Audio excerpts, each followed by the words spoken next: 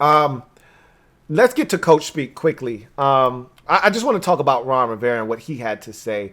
I think, like I said, I didn't get to finish digesting Jack Del Rio and some of the other guys that spoke recently, but I'll get to that. And if something pertinent is said, I may do a separate video on that. But Rivera particularly talked about this roster. He had a number of things he wanted to talk about, or he did talk about. There were some really good questions asked of him that prompted some really good responses. The one that stuck out to me the most was about the roster. He also talked about analytics. I'll get to that in a second. But he talked about the roster and how different it is this year and how the process is different, because he says, look, he walked over to a few coaches the other day as they were doing walkthroughs, and he said, man, there are going to be a couple of guys that would actually have a legitimate shot at making this team, that probably should make this football team, and in a normal year would make this team if there was a preseason, that aren't going to make this football team. And he said that really sucks because, he said, just think about it this year or this time last year. Steven Sims was an unknown commodity out of Kansas as an undrafted rookie. All right, he was a priority free agent that was here on this football team out of Kansas, and nobody knew about him, and we had no idea what this guy could be. He lights it up in the preseason. We fall in love with him as a football player. He makes the football team. Now he is a fixture on this team. Can't imagine the wide receiver core without Steven Sims Jr. Can you? And Rivera brought that up. And that's, to me, a great, and I talked about that before, that's a great example of how the preseason can make or break a guy and give a guy an opportunity that ultimately wouldn't have had one if not for that exposure during the preseason. And we may be missing out on a gem or two that we could have unearthed had we had preseason games. And he said it's a little bit different this year because you're more inclined to go with the veteran over the young guy because there is a track record. There is tape and film. There is something that you can go off of. There's something you can sink your teeth into as a coaching staff that say, hey, this is what we know this guy can provide. Whereas with a young guy, you're not quite sure. And there's that added piece and benefit of knowing, hey, we probably can sneak this guy onto the practice squad because nobody else knows what this guy is capable of either, unless they're going off of college tape. But again, a lot of times guys are late round draft picks or they're undrafted for a reason. So you should be able to sneak your stuff because teams are usually more concerned about sneaking their stuff onto the practice squad than going out and poaching your stuff away to stash on their practice squad. So, and players have that option. Remember, if you clear waivers and you come back to a team, you have the right to go elsewhere. But why would you go elsewhere when you're already comfortable with that team? You spent all offseason with that team and you know what they have, and you have a more direct path to becoming an active member of that team.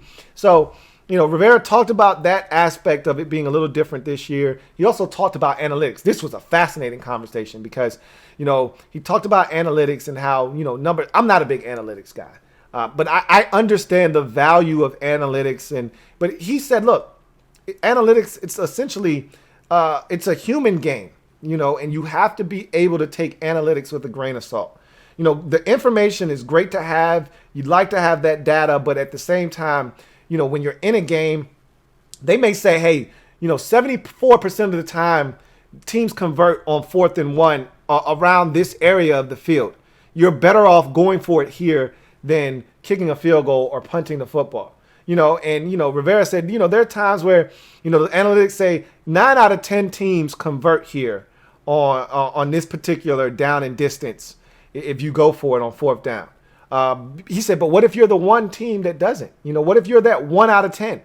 You got to have a feel for the game. You don't know. Analytics may tell you that 36% chance or a hit rate to perform a fake punt at this particular portion of the field at this juncture of the game. You shouldn't do it. It's a low conversion proposition right now.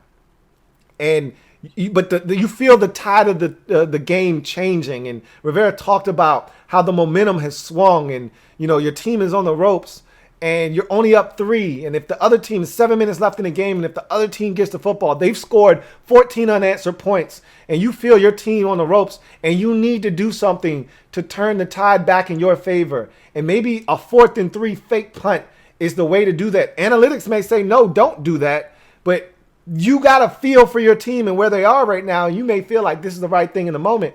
And he's saying, and he had this line where he says, figures lie and liars figure. And so, essentially what he's saying is you can make numbers. And this is why I'm not an analytics guy. I've always long thought that you can make numbers support any theory or any argument that you have. That's why when people get into arguments and they start throwing out numbers, you lose me. That's when I shut down on you or I'm done talking to you. When it's just strictly based off of numbers, the information that you're coming at me with, your argument is strictly based off of numbers, I'm going to kill you every time. Because numbers can be skewed and they can be slanted to fit an argument or a narrative that you may have. And so that's essentially what Rivera was saying, is that, figures can lie, and liars can figure. You can make numbers dance. That's what I call it, making the numbers dance. You can make numbers dance and appear whatever way you want. If there's an argument or a narrative that you're trying to push, you can make the numbers fit that narrative if you want. So I thought that was another interesting piece. He talked about the tight end position, and he said, look, I don't know if we have a complete tight end on this football team. He said, in Carolina, I had Greg Olsen, complete tight end. He said, here in Washington, you had Vernon Davis. He retired. He was a guy that we looked at as a complete tight end. He said, Logan Thomas might be a complete tight end, but we got to see it first. He's a guy that we're excited about. Remember, Rivera went through his whole spiel like he always does. Remember, this is a guy that used to be a quarterback, so he's still learning, yada, yada, yada. We'll see. But, it still speaks to them not being 100% content, nor should they be, at the tight end position. And that's why I wouldn't be surprised that if a team out there made a cut that interests this team at the tight end position, that this team didn't necessarily swoop in and grab a guy or two at the tight end position to bring in and potentially compete on this roster. So it'll be interesting to see how all of that shakes out.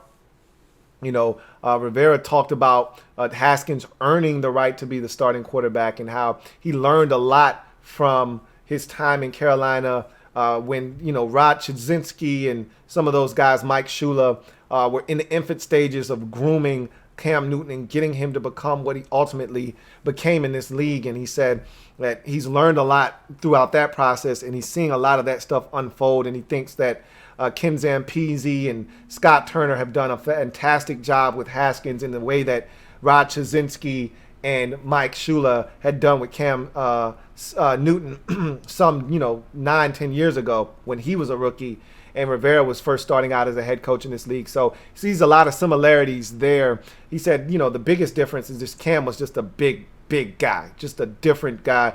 Dwayne is still filling out his frame, a different guy. Dwayne literally had to strip it down to then build it back up. Dwayne might bulk up next offseason and be a bigger quarterback, but he needed to strip down all of the excess weight, get rid of that, and then he can bulk up and get physically stronger. And maybe that's something we'll see him do. He's like, Cam was ready right out of the packaging when he came in as a rookie, as a 240-pound quarterback. He was a big, strapping guy. So he's like, that's the biggest difference. But he's like, arm talent-wise, they're the same.